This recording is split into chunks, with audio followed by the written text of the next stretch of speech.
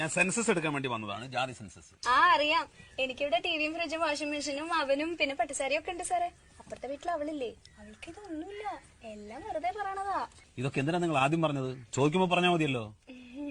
ഭർത്താവ് എവിടെയാണ്? അകത്താ സാറേ. ഭർത്താവ് അകത്തിരിക്കുകയാണോ? പുറത്തേക്ക് വിളിക്ക്. അയ്യോ ആകത്തല്ല, ജയിലില്ല. അയ്യോ പാവായിരുന്നു, രണ്ടുപേരെ കൊന്നു, അത്രേ ഉള്ളൂ. ഇപ്പൊ 7 വർഷമായി അവിടെയാ. അതെയോ?